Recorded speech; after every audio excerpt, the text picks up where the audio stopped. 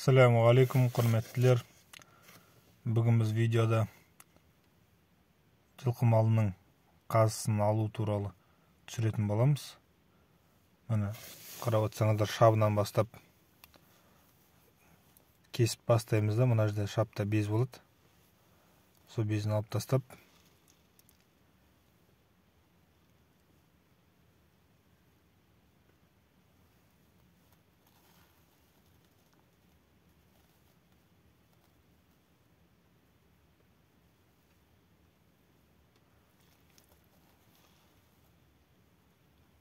мына қабырғаның артын тіліп алсаңыздар, мына ұзын ет өзі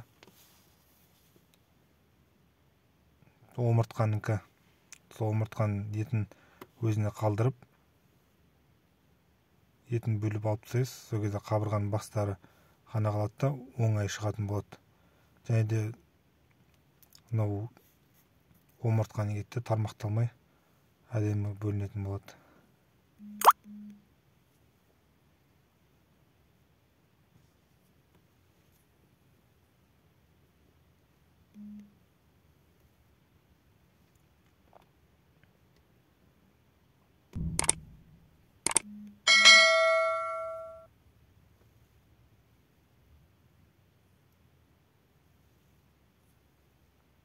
Енді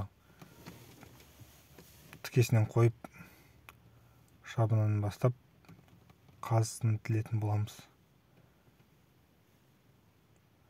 Міне қазыны тіліп салып аласыз да, астында шегін тесіп алмау үшін жайлап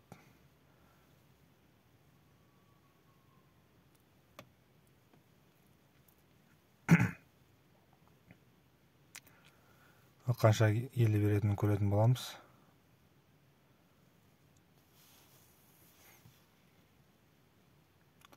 Міне пышақ тіліп кетпеу үшін қарынды астына қолыңыз салып отырып тілу керек. Міне қазысы қандай. Бармақ қазы екен.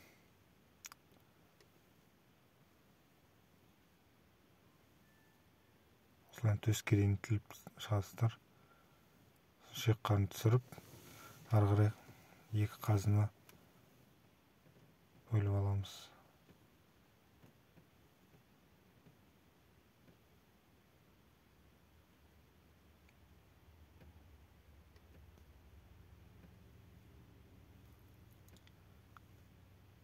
Міне қазын алу үшін қабырғаның бастарын жеке-жеке шығарып аламыз буыннан.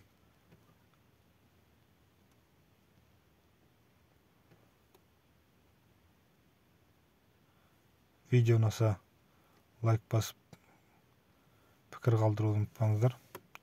Және де каналыма тіркелуді ұмытпаңыздар.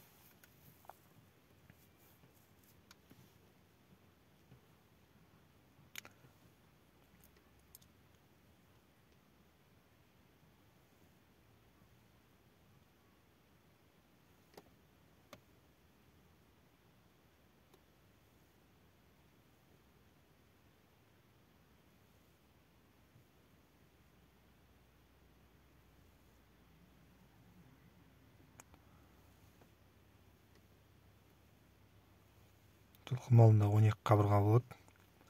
Әрбірінің бастарын жеке-жеке шығарып тастап, сонымен бір шетінен бастап тартқан кезде қабырға оңай алынады.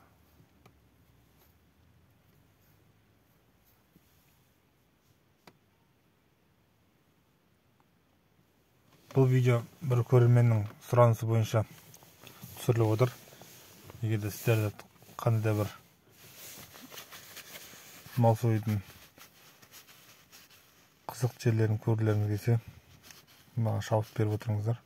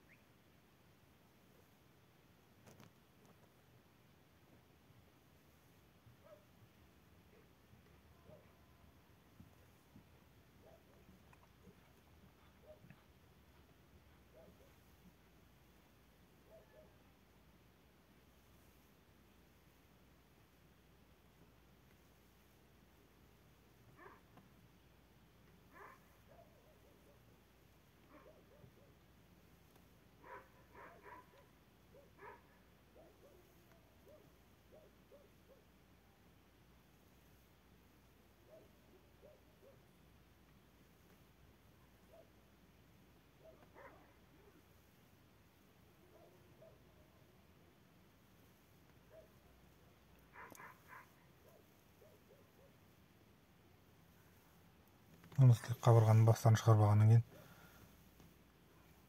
бір-бірін ажырату оңай болады.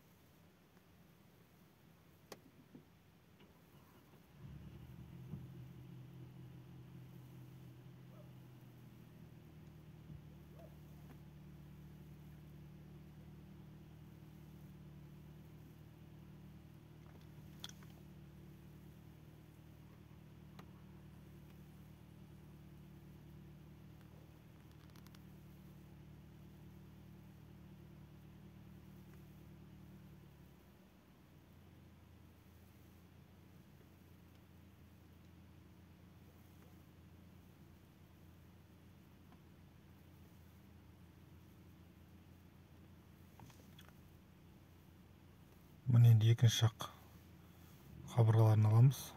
Қазыны